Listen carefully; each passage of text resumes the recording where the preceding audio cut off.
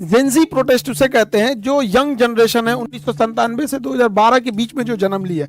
इन Gen Z protest की वजह से पूरा नेपाल जल उठा और एक सत्ता परिवर्तन हो गया है। संसद भवन में आग लगा दिया गया है।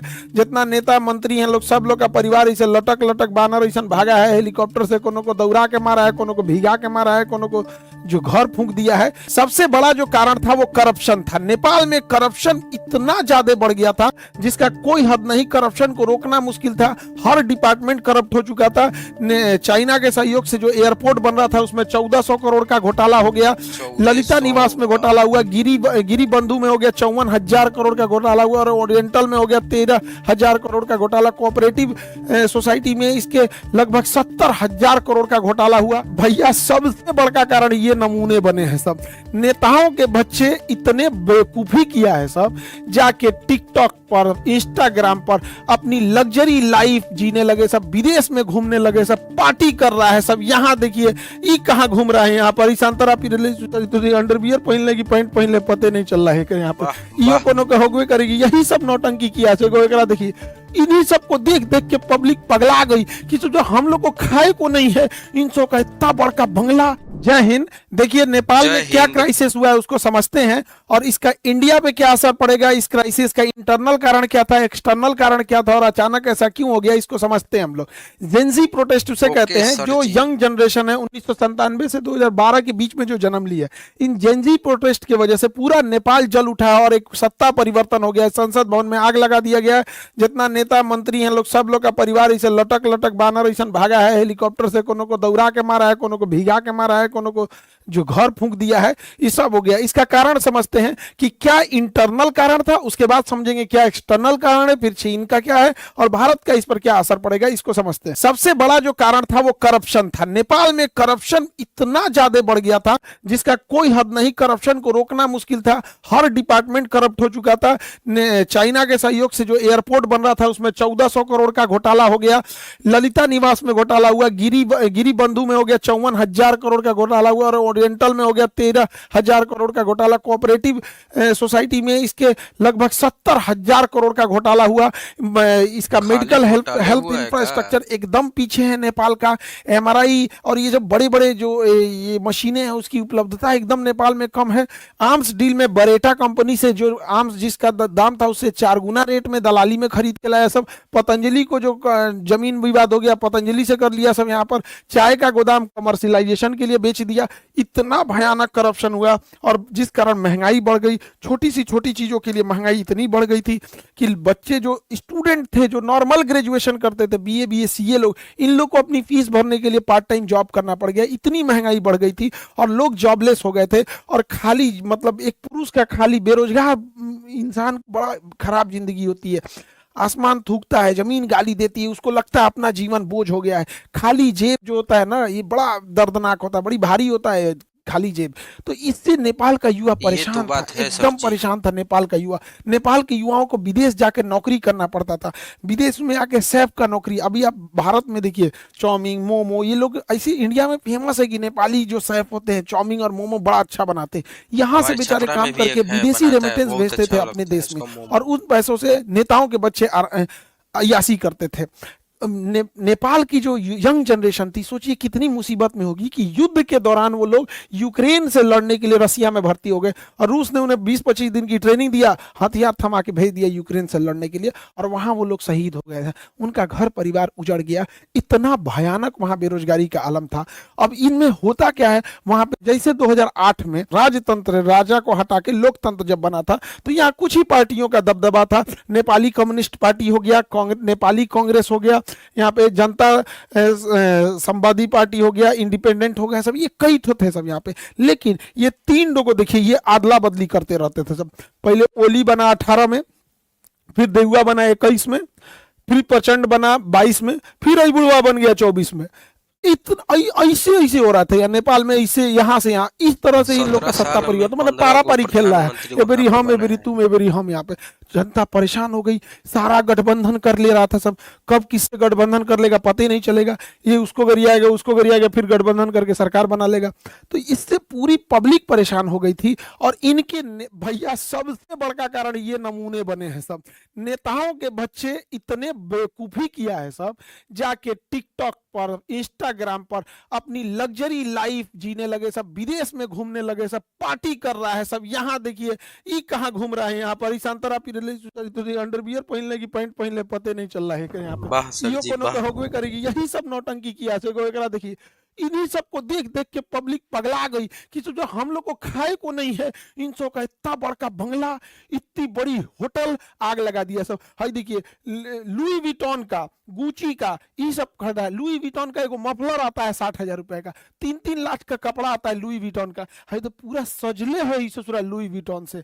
एकरा ए हैरी पॉटर अब्बा गइलो तो लदा के, इसी सबको पीटा यहाँ पे के बाप को दौड़ा दौड़ा मारा ऐसे ये बेचारा के। और दिखावा हैरी पॉटर, यहाँ देखा यहाँ पे तोरा अब्बा पिटा के भागा यहाँ पे, इसी सब के वजह से हुआ है। अब होगा क्यों नहीं, नेपाल की पब्लिक की हालत ऐसे है, नेपाल की पब्लिक इस तरह से। आप इनको देखिए, भारत के नेताओं से सीखना चाहिए नेपाल के नेताओं को। भारत के नेताओं का दो चाल समझिए, इनके बच्चे कहाँ पढ़ रहे हैं ये बताते ही नहीं है, और ये अपने बच्चे को कहते हैं कि बबुआ ते मर्सिडीज में घूम, ते ऑडी में घूम, BMW में घूम, लेकिन फोटो मत खींचो हो, फोटो नहीं खिंचाना है, फेसबुक पे नहीं डालना है, गरीब बन के रहना है। एक दिल्ली में एक नेता से हमसे मिले थे उनके लड़का, तो कहा कि सर एक फोटो हो जाए, हम कहा हाँ हाँ, तो ऐसे कहा कि रुकिए सर शर्टवा मोड़ लेते हैं, रोलेक्स की घड़ी है, दिख जाएगा तो पब्लिक क्या कहेगी। ये भारत के नेताओं का है। और दूसरा, इनके बाल बच्चे तो ऐसे हैं, ट्रेनिंग दिया गया है, और ये ससुरे कुर्ता पहन लेते हैं सब। अब कुर्ता में बुझेबे नहीं करता, कुर्ता 1 लाख का है कि 5,000 का है, कुर्ता तो नॉर्मल दिखता है, तो इनका कुर्ता स्ट्रेटजी है। दूसरा आप देखिएगा, कभी भी अपने घर का फोटो नहीं दिखाएंगे सब, भारत का कोई नेता मंत्री घर का फोटो नहीं दिखाएगा। घर के बाहर जो लॉन होता है, खाली जगह, इंटरव्यू देना रहेगा, वो लॉन में बैठ के देगा, बैठ जाएगा लॉन में, देखेगा पीछे घर नहीं ना आ रहा है, कहेगा दूगो गाय ले आके इधर ये चराओ, दू गाय बांध दो, इंटरव्यू चालू करो, पीछे गाय आना चाहिए। अपने आप को गरीब शो करेगा, अंदर जाके देखिएगा महल बनाया रहता है। तो नेपाल तो के बात नेताओं है को भारत के नेताओं भारत से के सीखना नेता चाहिए। में। हालांकि भारत में भी ऐसे नेताओं लोग में करप्शन बहुत ज्यादा है, एक्सेसिव करप्शन है। तो नेपाल के एक नेताओं के बाल बच्चे, इन्हें नेपो किड्स या नेपो बेबी बोला जाता था इन सबको, बकलोलवन सब, ये सब नाच दिया। तो ये नेताओं के बहुत लोगों अच्छा की था जी। लग्जरी लाइफ थी। चैनल को और ये नेपाल सब्सक्राइब के करो भाई, गरीब वीडियो लोगों को की थी। लाइक करो सोशल मीडिया पे भाई, जल्दी इन जल्दी नेताओं करो, के इस रवैये को वीडियो को लोगों ने लाइक बढ़ करो, चढ़ कर चैनल को शेयर किया सब्सक्राइब कि करो। इन्होंने करप्शन ऐसा के ही पैसे से वीडियो मैं लेकर विदेश में आऊंगा। पढ़ रहे हैं, विदेश में घूम रहे हैं, विदेश में पार्टी कर रहे हैं, इनका ये इतना बढ़िया बढ़िया मकान है यहाँ पे। तो सोशल मीडिया पे ट्रेंड होने लगा, सोशल मीडिया इस पर तूल पकड़ने लगा, लोग बोलने लगे सोशल मीडिया पे। अब नेपाली सरकार ने सोशल मीडिया वालों से कहा कि आप इस पे ग्रीवांस ऑफिसर नियुक्त करो। उन्होंने नहीं नियुक्त किया तो 1 हफ्ता का वार्निंग दिया, और नहीं पूरा किए तो इस सब ने बैन कर दिया। जब बैन किया सोशल मीडिया को, तो जब सोशल मीडिया बैन हो गई, टिकटॉक को छोड़ के सबको बैन कर दिया, क्योंकि टिकटॉक ने अपना ग्रीवांस अधिकारी नियुक्त कर दिया था। लेकिन इन लोगों को लगा कि टिकटॉक चाइना का है, उसको बैन नहीं किया, टिकटॉक पे बैन नहीं किया, बस उसी पे लोगों ने डेट डिसाइड किया कि इस दिन चलना है नेपाल पे, धावा बोलना है, और पूरा भीड़ लगा दिया। इन लोगों का कहना था करप्शन को बैन करो, सोशल मीडिया को नहीं। Ban corruption, not social media. क्योंकि सोशल मीडिया को बैन क्यों करेंगे, क्योंकि ये यंग जनरेशन है, स्टूडेंट है, स्टूडेंट्स बेचारे प्रोटेस्ट करने आए थे, एक बड़ी संख्या में स्टूडेंट प्रोटेस्ट करने आए थे। उनका कहना है कि भैया सोशल मीडिया केवल रील देखने के लिए थोड़ी है, इस सोशल मीडिया पे वीडियो कॉन्फ्रेंसिंग होती है, बहुत सारी मीटिंग हो जाती है, बहुत सारे ये है बिजनेस तो सोशल बहुत मीडिया पे चीज का चलते हैं, राहत होता है, मार्केटिंग हर होती है, चीज का इस पे एडवर्टाइजमेंट उसमें मन चलते भी रहते हैं। लगता है। आजकल नेपाल में बहुत सारे लोग विदेश में काम करते हैं, तो विदेश में नॉर्मल नंबर नहीं लगता है, तो लोग व्हाट्सएप कॉल कर लेते हैं, ये इसमें दिक्कत आने लगा। बहुत सारे लोग नेपाल में क्लास करते हैं, उनका भी वहाँ के टीचर होंगे लोग, वो लोग पढ़ाते होंगे अपना अपना वहाँ पे, तो सारी चीजें बाधित हो गई। इसी को लेकर प्रोटेस्ट हो गया, प्रोटेस्ट बहुत बड़ी संख्या में था। यहाँ पे अगर ध्यान देंगे तो यहाँ पुलिस इनको रोक रही थी, तब तक ससुरा किसी ने आदेश दिया ऊपर से, प्रधानमंत्री के यहाँ से, कि इनको गोली मारो। और जानते हैं इन्होंने क्या किया, एकदम माथा पे गोली मारे हैं। इन बच्चों को स्कूल यूनिफॉर्म पे माथा पे गोली मारा सब।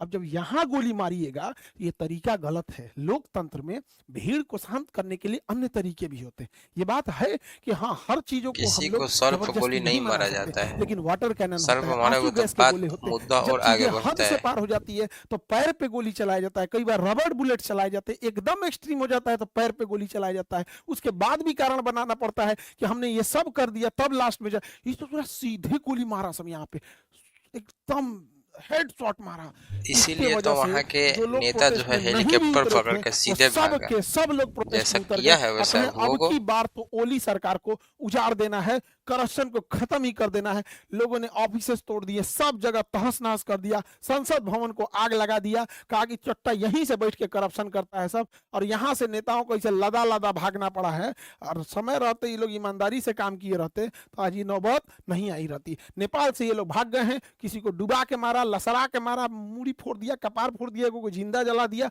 ये सब पूरी तरह से नेपाल को तबाह तबाह कर दिया। नेपाल में एक हामी नेपाल करके एनजीओ था जो भूकंप के समय मदद कर रहा था। सूडान गुरुम इसको नेतृत्व कर रहे थे, और भाई इधर एक चैनल को सब्सक्राइब काठमांडू करो, का वीडियो मेयर को लाइक करो, बालेन शाह, कमेंट ये करो लोग भाई। इसको एक तरह से लीड कर रहे थे। हालांकि भीड़ इतनी ज्यादा हो गई और पुलिस की गोली वजह से ये घटना और ज्यादा उग्र हो गई। हालांकि इसे कंट्रोल करने का बहुत हद तक आंदोलन को कंट्रोल कर लिया गया है, सेना कमांड को संभाल चुकी है। सेना ने आदेश दिया जनरल ने कि आप सब लोग अपने इतने जगह पे लौटेंगे, और अभी के तौर पे अंतरिम सरकार सुशीला कार्की को दिया गया है। जिस तरह बांग्लादेश में दिया गया वहां पर यूनुस खान को, उसी तरह दिया गया यहाँ सुशीला कार्की को। ये भारत के बीएचयू यूनिवर्सिटी से पढ़ी थी, वहां पर चीफ जस्टिस रही, पहली महिला मुख्य न्यायाधीश रही। अभी इनके हाथों में अंतरिम सरकार है, बाद में ये लोग इलेक्शन करेंगे। अब ये खुद ही कंफ्यूजन में है कि राजशाही नहीं था कि इलेक्शन कराया जाए। एकदम परेशान है लोग, नेपाल की स्थिति एकदम गड़बड़ है। कुछ चीजें नेपाल में गड़बड़ हुई हैं जो नेपाल के क्रांतिकारियों को नहीं करना चाहिए था। पहला कि इन्होंने सुप्रीम कोर्ट की बिल्डिंग जला दी, उसमें सारे डॉक्यूमेंट जल गए। कौन नेता करप्ट था ये भी खत्म हो गया। कोई ठीक नहीं, ससुरा नेता जलवा दिया होगा सब कि बाकी में नया सरकार आएगी तो हमारा फाइल निकलवाएगी, जल गया यहाँ पे। दूसरा गलती क्या कि इन्होंने जेल तोड़ के 13,000 से ज्यादा कैदियों को रिहा कर दिया। अब जो कैदी रिहा हुए हैं सब, भारत में आने का तो वीजा नहीं मिलता है, उसको ससुरा भारत में घुस जाएगा सब। अगर भारत में नहीं भी घुसा सब तो कैदी था सब ना, उसको नहीं छोड़ाना चाहिए। हाँ, राजनीतिक कैदी रहते तो समझ में आता है, क्रिमिनल्स को काहे छोड़ा दिए यहाँ पे। पुलिस ने मास सरेंडर किया, लोग पुलिस को मारे। पुलिस तो खैर करप्शन कर, गोली चलाएंगे लोग तो पब्लिक छोड़ देगी, माथा पे गोली चलाएंगे पुलिस, उसके बाद कहेंगे भाई आदेश आ रहा है तो आप हवाई फायरिंग कीजिए, आंसू गैस मारिए, मारेंगे गोली तो पिटाएंगे कहीं नहीं, पिटा गए यहाँ पे। लेकिन इससे भारत को क्या हुआ, भारत को एक लॉस लगा। अनस्टेबल नेपाल कभी भी भारत के लिए ठीक नहीं है।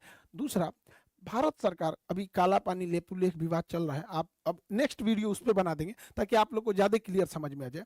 लेकिन एक बड़ा दुख के साथ ये कहना पड़ता है ना, नेपाल भाइयों लोगों को भी समझना चाहिए, एक ऐसा ट्रेंड बन गया है नेपाल में, हम लोग जान भी दे देंगे ना तो नेपालियों को लगेगा कि भारत हम लोग के लिए खिलाफ है। उनको चाइना ही अच्छा लगता है। ये तो बात हम है, लोग क्या ही कर ये सकते तो हैं बात उन है लोग के सर। लिए, नेपाल के लिए क्या नहीं किए हम लोग।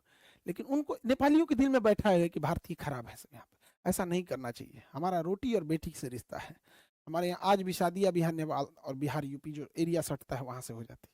लेकिन ये नेपाल की खराबी, क्योंकि वहाँ माओवादी हो गए या फिर जो चीन का प्रभाव है वो बहुत ज्यादा हो गया। ये भारत के लिए अच्छी बात नहीं है। कूटनीतिक हार एक तरह से कहिए, या फिर हम लोग फंसते जा रहे हैं, ये नहीं होना चाहिए। इस पे भारत को सोचना चाहिए। इसके पीछे कारण भी क्या है, भारत सरकार को अमेरिका और वेस्टर्न द्वारा चलाए गए एनजीओ पे कड़ी नजर रखनी चाहिए, क्योंकि ये एनजीओ सरकार कम से कम 50 देशों की सरकार गिरा चुके हैं सब। अब जैसे यहाँ ही देखिए हामी नेपाल, ये किसके किसके सहयोग से, जैसे अमेरिका के ओपन सोसाइटी हो गया, फ्रीडम हाउस हो गया, फोर्ड फाउंडेशन हो गया, ये सब सरकार मतलब मदद करते हैं, बट इनका हिडन कुछ ना कुछ अंडर से टारगेट कुछ रहता है। तो गवर्नमेंट की एजेंसीज को इस पर नजर रखनी चाहिए। अभी जो नेपाल में हुआ है, हामी नेपाली जो ये संगठन था, इसमें शंकर ग्रुप, इन्फिनिटी ग्रुप और बरबरा फाउंडेशन ने फाइनेंशियल हेल्प किया था, और इतनी बड़ी हुजूम को एक साथ ले आकर इन्होंने किया। और आज एक देखिए कैसी गवर्नमेंट वहां बैठे बनेगी, इसका कोई ठीक नहीं है। अमेरिका जो है और वेस्टर्न कंट्री ने पूरी मिडिल ईस्ट को बर्बाद कर दिया है सब, इराक से लेके ईरान, सीरिया, अफगानिस्तान, यमन, सब तबाह कर दिया है सब। अब जब इसको पूरी तरह तबाह कर दिया है सब, तो जहां से मन वहां से पेट्रोल लेके चल जाता है। हम लोग को पेट्रोल मिलता है महंगा, और ये सब मार धार के अपने चमचा सरकार को बना देता है सब। किसी को बना देगा सब, अयोग्य व्यक्ति को कहेगा 50% हम ले जाएंगे। तो यहाँ बर्बाद किया। अब इनकी नज़र एशिया पे है, इधर श्रीलंका, बांग्लादेश, म्यांमार, नेपाल, पाकिस्तान, इसको अब अनस्टेबल करना चाहते हैं सब। ये सोशल मीडिया और किस तरह से ये काम करते हैं सब एनजीओ की मदद से, इसको समझने की जरूरत है।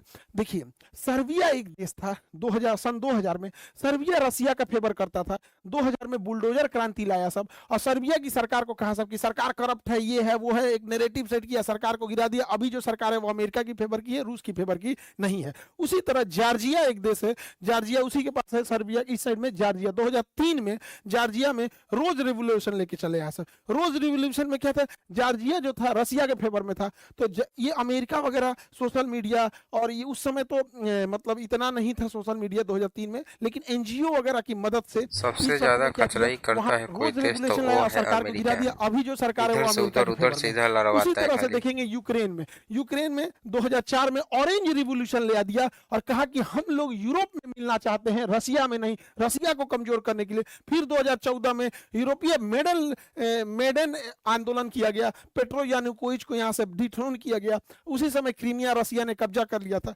अभी की जो जनरेशन है उसको इतना पुराना नहीं याद आता है, लेकिन अभी उसी सब के वजह से अभी भी यूक्रेन में लड़ाई चल रही है। देखिए, जो जो सरकार रसिया के फेवर में थी, कैसे कैसे अमेरिका ने गिराया है। ऐसे ही 2011 में अरब क्रांति शुरू होती है ट्यूनिशिया से, ट्यूनिशिया की सरकार को उखाड़ फेंका जाता है, अरब क्रांति। और अरब क्रांति देखते देखते अफ्रीका से पूरे अरब में फैल गई। अरब क्रांति में लीबिया में मोअम्मर गद्दाफी को उड़ा दिया गया क्योंकि ये रूस का फेवर में था। इजिप्शियन गवर्नमेंट को उड़ा दिया गया, हुस्नी मुबारक को, क्योंकि ये रूस के फेवर में था। सीरिया में बशर अल असद को उड़ा दिया गया क्योंकि रूस के फेवर में था। यमन से शेख अब्दुल्ला साले को उड़ा दिया गया क्योंकि ये रसिया के फेवर में था। ये सब अमेरिका की चाल है। अभी भी नहीं समझ में आएगा तो बहुत दिक्कत हो जाएगा। ये सोशल मीडिया हम 20 बार कहते हैं, इस पर इंडिया का अपना कमांड होना चाहिए, नहीं तो फिर हम लोग मुख्य दर्शक बन के ऐसे ही देखते रहेंगे। 2021 में म्यांमार में क्या हुआ, म्यांमार में सरकार हटा दिया गया आंग सान सू की, ये भारत के फेवर में थी, और यहाँ जुम्टा की सरकार बना दिया गया, सैन्य तानाशाही जुम्टा की। हुआ क्या, 2017 से 2021 तक म्यांमार से रोहिंग्या भारत में घुस गए। आज रोहिंग्या बिहार के 8 जिला में रोहिंग्या मुसलमान रहते हैं। इलाज से अच्छा बचाव होता है, यहाँ स्टेबल रहता तो भेज सकते थे, अभी कहाँ भेजेंगे। इन सबको भारत की एक बड़ी समस्या बन चुकी है रोहिंग्या यहाँ पे। वैसे ही 2022 में आप देखिए श्रीलंका में हमारी जो फेवर की सरकार थी, अभी चाइना की फेवर की सरकार आ गई है, हटा दिया गया। उसी तरह आप देखे होंगे यहाँ पे मालदीव में यही हो गया। आप पाकिस्तान में देखिए 2022 में इमरान खान, चचवा मेरा, इसको इमरान खान को डिथ्रोन कर दिया सब। क्या आरोप लगाया सब कि इन्होंने जो गिफ्ट मिला था उसे तोहफा में रखना चाहिए था तो पर्सनल यूज कर लिया। दूसरा, इन्होंने जो दूसरी शादी की थी तो तलाक के बीच में इद्दत का जो टाइम दिया जाता है लगभग 3 महीना, वो पूरा नहीं किया तो शादी टाइम से पहले कर दिया। उसकी वजह से जेल में डाल दिया और जेल में बेचारे का रेप कर दिया गया। एगो मेजर इसका रेप कर दिया, बेचारा का बर्बाद हो गया। इमरान खान जो था आतंकवाद को पसंद नहीं करता था, लेकिन है जो आसिम मुनीरवा बैठल है ना चोट्टा, ये बहुत खतरनाक है। पहलगाम अटैक वही कराया था। मेरे कहने का मतलब है कि देश सर्वोपरि रहना चाहिए। समझिए दूसरों की गलतियों से, वो देखिए जो नहीं देख पा रहे हैं। ये सोशल मीडिया से केवल वो नहीं है, किस तरह से बर्बाद कर रही है चीजों को, उसको समझने की जरूरत है। 2024 में बांग्लादेश में एक टेलीग्राम, मामूली टेलीग्राम कैसे इतना बड़ा विद्रोह खड़ा करके होता है और शेख हसीना को वहां से हटा देता है, वहां पे सरकार आ जाती है। वहां के माइनॉरिटी कम्युनिटीज को, ज्यादातर माइनॉरिटी में वहां हिंदू ही हैं, उनको जला के हथौड़ी से ना पूरा आंख फोड़ फोड़ के मार दिया सब। हम लोग देखते रह गए, क्या कर लिए, कैंडल जला लेंगे लोग। हम लोग को सचेत होने की जरूरत है क्योंकि ये सब स्लीपर सेल का काम करते हैं सब। यहाँ पे इतनी ज्यादा डिपेंडेंसी भारत की हो गई है इनके ऊपर जिसका कोई हद नहीं। गूगल का केवल एक चीज नहीं है, गूगल का यूट्यूब है जिसपे आप हमको देख रहे हैं, ये गूगल का, इसी का प्ले स्टोर है जिसपे से आप जोमेटो, आप यूपीआई हेन डाउनलोड करते हैं। इससे नहीं डाउनलोड करेंगे तो क्रोम से करेंगे, तो दोनों तो भैया एक है। यहाँ पे मेल किससे करिएगा आप, कोई भी नया एप्लीकेशन रह गया मेल करना पड़े, ये भी इसी का है।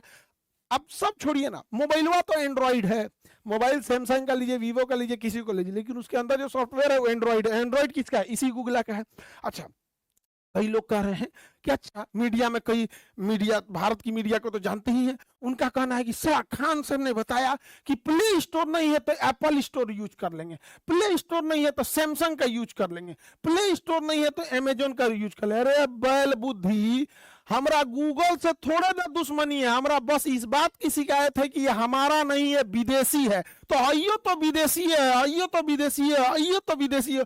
ये कौन बात हुआ कि आसमान से गिर के खजूर पे अटकेंगे कि गूगल बंद हो जाएगा तो एप्पल यूज कर लेंगे, सैमसंग यूज कर लेंगे, अमेजन। अरे तरीका कौन समझाएगा रे मेरे भाई कि हमको प्रॉब्लम गूगल से नहीं, हमें बस ये है कि हमारा अपना होना चाहिए, न कि विदेशी होना चाहिए। जब बैल बुद्धि मीडिया को क्या समझाएं हम यहाँ पे। जीमेल के जगह हमें अपना मेल यूज करना चाहिए, भारत मेल। भारत मेल तो मीडिया के कुछ बंधु ये कह रहे हैं कि जीमेल की जगह भारत मेल लोग अपनाएंगे। क्यों नहीं अपनाएंगे? तो होना चाहिए, उतनी सोच होनी चाहिए। हम भारत मेल लाएं, जितनी भी योजनाएं हैं भारत सरकार की, चाहे वो जनधन योजना हो, चाहे वो राशन योजना हो, खाद बांटना हो, एलपीजी सिलेंडर बांटना हो, उसका ओटीपी मेल जीमेल पे ना जाके भारत मेल पे जाएगा। वोटर कार्ड का वेरिफिकेशन भारत मेल पे जाएगा। आधार कार्ड का वेरिफिकेशन गूगल जीमेल पे ना जाके भारत मेल पे जाएगा। इनकम टैक्स, जीएसटी, टीडीएस, ये सबका कहाँ जाएगा? भारत मेल पे जाएगा। मजबूरी बनेगी लोगों को जीमेल के साथ साथ भारत मेल भी रखना। एफआईआर, कोर्ट, जितने बच्चे एग्जाम दे रहे हैं, एग्जाम का फॉर्म भारत मेल पे लिखा जाएगा, उनका एडमिट कार्ड भारत मेल पे होगा। तो इससे होगा क्या? लोग आने वाले 4-5 सालों में गूगल मेल, जीमेल के साथ साथ भारत मेल भी रखेंगे। तो पहले पैरेलल रखना चालू किएंगे, उसके बाद धीरे धीरे शिफ्ट कर देंगे। सोच होनी चाहिए। अब हाथ पे हाथ रख के रहेंगे, अरे नहीं हम ऐसा नहीं करेंगे। अरे भैया, मोदी जी ने एक बार बोल दिया था मालदीप ना जाके लक्षद्वीप जाओ, मालदीप की अर्थव्यवस्था हिल गई थी। मोदी जी ने एक बार बोला था थाली बजाओ, पूरा देश थाली बजा दिया था। तो पूरा देश जीमेल की जगह पे इसके नहीं शिफ्ट होगा? उतना होना चाहिए। अजीब हाल है भैया। देश प्रेम बड़ा होता है, सरकार प्रेम नहीं, दोनों में अंतर होता है यहाँ पर। तो देश सर्वोपरि होना चाहिए। हमारा झुकाव जाति, धर्म, राजनीति, पार्टी से ऊपर उठ के हमारा झुकाव देश के प्रति होना चाहिए। हम यहाँ भी कहते हैं कि हमारा खुद का एप्लीकेशन है खान ग्लोबल स्टडी, जिसपे 15 मिलियन बच्चे पढ़ते हैं। एप्लीकेशन, यूट्यूब नहीं, एप्लीकेशन। वो एप्लीकेशन प्ले स्टोर पे। यदि भारत सरकार अपना भारत प्ले स्टोर बनाती है, हम पहले शिक्षक होंगे कि हम इस 15 मिलियन को छोड़कर उस पे चले जाएंगे, क्योंकि यह हमेशा हम लोगों को ब्लैकमेल करता है कि 30% एक्स्ट्रा चार्ज लेंगे। पूरे भारत के शिक्षकों से कहते हैं कि आप लोग बताइए, क्या इस बात का ये धमकी नहीं देता है गूगल? हम लोग इसको छोड़ेंगे, ये हमारी जिम्मेदारी होती है, देश के प्रति हमारी जिम्मेदारी होती है। आज 25 मिलियन सब्सक्राइबर हैं यूट्यूब पर, लेकिन ये डायमंड प्ले बटन आया था ना, हम कभी दिखाए नहीं। सभी लोग को धन्यवाद हाथ जोड़कर, जो आप लोगों ने 25 मिलियन बनाया और विश्व का सबसे बड़ा एजुकेशन चैनल बनाया। लेकिन जब ये डायमंड प्ले बटन आया ना, इतना खुशी होता। अगर इसके बीच में अगर भारत का रहता तो अशोक चक्र बना रहता, अशोक स्तंभ बना रहता। जब मेरा 1 मिलियन हुए थे ना, तो गोल्डन प्ले बटन आया था। तो पापा को हम दिखाए ना, तो पापा बोले कि कितना अच्छा रहता है, इस पे तिरंगा बना रहता, ये विदेश का है। तो पिताजी बोले थे कि हमारी आवाज कोई नहीं सुनेगा, तुम अगर इस लायक हो जाना ना तो आवाज जरूर उठाना। ये मत कहना कि तुम भूल जाओ कि तुम्हें सुविधा मिल रहा है। आवाज जरूर उठाना कि एक भारत का अपना होना चाहिए। वरना हमको देश प्रेम है, तभी हम यूट्यूब पे खड़ा होकर कह रहे हैं कि यूट्यूब की जगह भारत का होना चाहिए। वरना 25 मिलियन को तो बहुत पैसा देता है यूट्यूब, क्या जरूरत रहती है? तो सरकार प्रेम और देश प्रेम दोनों में अंतर होता है। हम स्वयं कहते हैं कि भारत का रहता तो बहुत ज्यादा खुशी होती। आज नहीं होगा, 10 दिन बाद होगा, 10 साल लगेंगे, 20 साल लगेंगे, शुरू ही नहीं करेंगे अच्छा तो कभी मंजिल पे नहीं पाएंगे। मंजिल मिले या ना मिले ये मुकद्दर की बात है, लेकिन हम कोशिश ना करें ये गलत बात है। तो ये देश प्रेम हम इसीलिए कहते हैं। वरना 25 मिलियन पे तो बहुतों सुविधाएं मिलती रहती हैं यहाँ पर, लेकिन जो देश प्रेम है, जो इस ये हम कभी आप लोग को दिखाए हैं, ये रखा हुआ है हमारे यहाँ। बस यहाँ एक तो तिरंगा झंडा बना देता ना इस डायमंड प्ले बटन पे, 4 चांद लग जाता है इस डायमंड प्ले बटन पे। लेकिन क्या कीजिएगा, कुछ दिन होगा, कोई ना कोई लोग कहेगा, मीडिया वाला कह रहा है कि खान सर पागल हो गए यहाँ पे, अपन गूगल और यूट्यूब बनाने के लिए कह रहे हैं। कभी ना कभी तो सुनेंगे। मोदी जी से उम्मीद है कि जरूर करेंगे, नहीं तो देश को अनस्टेबल कर देंगे सब। ये सब विदेश वाले सब, इन पर कभी भरोसा नहीं करेंगे। ए भैया, आज से 3 साल 4 साल पहले भी हम क्लास में बोले थे कि 2000 का नोट जो आया है ये गलत डिसीजन है, इसको चेंज करेगी सरकार, मजबूरी हो जाएगी चेंज करना। कल से लाल वाला नोट नहीं चलेगा, 2000 वाला को साइड कर रहे हैं। 2000 के नोट को गवर्नमेंट की लानी मजबूरी थी, क्योंकि एकदम सर सही बोले। देना था, छोटा छोटा नोट छापने में टाइम लगता है, इसलिए पहले उस सप्लाई को पूरा करने के लिए 2000 दिया गया। सप्लाई, अब जब सप्लाई पूरा हो गया, अब बैंक वाला धीरे धीरे उसको रखते जा रहा है। अब आपके एटीएम से 2000 का नहीं निकलता होगा, निकलता है, रेयर हो गया है। अब 2000 बहुत कम मिल रहा होगा। ज्यादा धीरे-धीरे उसको 500 साइड आता करते है, हो जाएगा 500। नहीं तो कम 100 कम रुपया करने के बस। लिए मैक्सिमम नोट 100 रुपए का ही होना चाहिए। समझा गया कि नहीं गया? अब तनी जाओ तो किसी को 10 लाख घूस देने बोरा में लेके 10 लाख रुपया 100 का नोट हो गया तो कहाँ ले जाएंगे बोरा? आप देख लीजिए आज चेंज हो गया कि नहीं। वैसे ही हम कहते हैं कि एक दिन इस गूगला को भी बदला जाएगा और वह दिन आएगा जब भारत अपना सर्च इंजन बनाएगा, हम अपना प्ले स्टोर बनाएंगे, हम अपना भारत मेल बनाएंगे। उस दिन का भी इंतजार रहेगा। और अगला बैच आप लोग का बीपीएससी का है जो 23 सितंबर को आ रहा है, और 99 रुपए का इंडियन मैप। बाबू लोग अगर जीएस पढ़ना है तो मैप बहुत जरूरी है पढ़ना। अब महज 99 में, इस 99 में हम 30% सरकार को इनकम टैक्स ओके देंगे, सर। लेकिन फिर कहते हैं कि हमसे आप इनकम राइट। टैक्स लीजिए, लेकिन बच्चों से लिया जाने वाला 18% जीएसटी प्लीज छोड़ दीजिए। हमें अपना स्वार्थ रहता तो हम कहते हैं कि इनकम टैक्स मत लीजिए, लेकिन हम कहते हैं आप लीजिए, लेकिन बच्चों का प्लीज। अभी 99 रुपया में आप 18% जीएसटी लेंगे, बचवा सबको अफसोस लगता है। क्या बाकी आपकी मर्जी। आई होप आपको ये टॉपिक समझ में आया होगा। अब इसके बाद लेपुलेख, काला पानी और नेपाल का नक्शा का क्या विवाद है रहा है उसको समझा देंगे। फ्रांस का भी पिटाया है सब नेता, अमेरिका में को गोली मार दिया, इसको नेक्स्ट क्लास में समझा देंगे। मिलेंगे नेक्स्ट क्लास में। जय हिंद। जय हिंद।